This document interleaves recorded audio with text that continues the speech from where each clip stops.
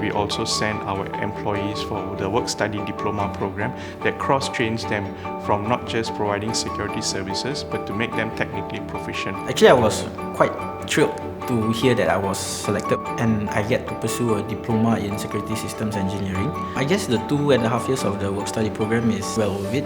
From this work-study program, I can install security systems, fix errors, and also troubleshoot these security systems on site.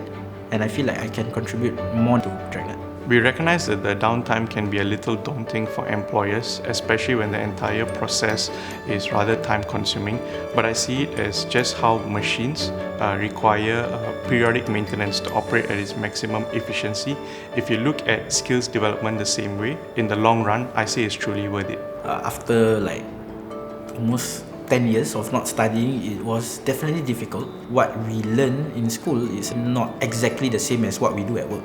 It is imperative for employees, young and old alike, to actively seek for ways on how to improve their knowledge and skill set, and I think as employers, it is our responsibility to encourage them. Companies must look at the big picture to see where they want to be in 10 years' time.